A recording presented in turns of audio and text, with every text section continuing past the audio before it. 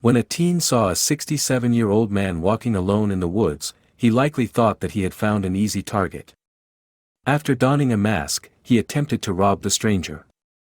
Unfortunately for him, he'd pay a bitter price. Masked teen attempts to rob 67-year-old man in woods, pays the price. A case out of Upper Darby, Pennsylvania, involving an unnamed 67-year-old robbery victim and 18-year-old Tyler Williams of West Philadelphia, received national attention after the teen made a fatal mistake. After spotting the 67-year-old man walking a path in the woods at Cobbs Creek Park, Williams decided to confront him and demand cash, ABC 6 reported. Williams had armed himself with a gun. There was one big problem, however.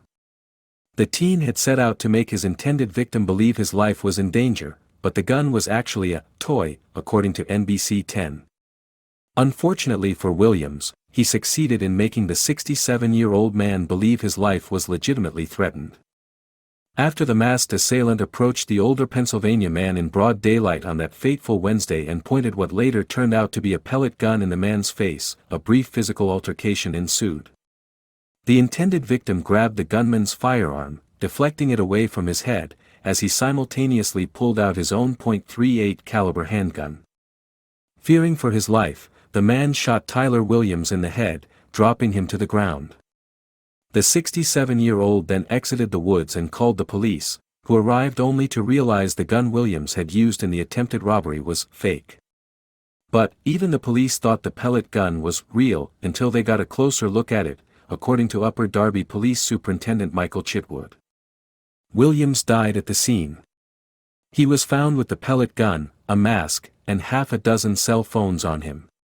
According to the Delco Times, the shooting was ruled justifiable after it was determined that the intended robbery victim was a concealed weapons license holder with no previous criminal record. Although he was initially taken to a local hospital with chest pains following the incident, he reportedly made a full recovery. With the shooting ruled an appropriate act of self-defense, he didn't face any charges. While most applaud the 67-year-old for doing what he felt need to be done at the time to ensure his own safety, there are those who condemn the fact that this man was able to defend his life with a firearm. They are seemingly troubled by the fact that a young adult with a fake gun is dead because an armed citizen was able to use lethal force to stop a crime from being committed against him. But, there are a few important things to point out here. What appeared to be a lethal firearm was pointed at this man's head. Even the police didn't realize it was a pellet gun until they were able to look closer at it. Furthermore, Tyler Williams wanted the man to believe it was real. It was his intention to make the 67-year-old believe his life was in danger. He succeeded, just not with the result he had intended. We also have to realize something very important about what so many news outlets are calling a fake or toy gun. It was a pellet gun. So, it was real. It just isn't typically lethal against humans.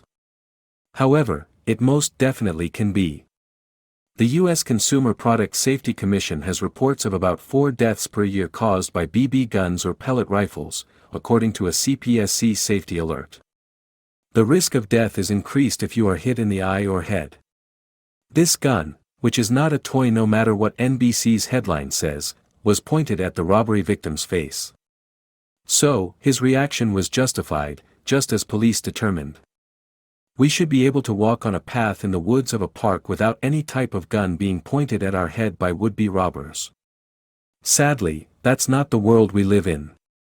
But, perhaps if more of them realize that their criminal acts might cost them a bitter price, including their own life, they might think twice. Yes, in this day and age in the great country of America, you don't know who might be armed.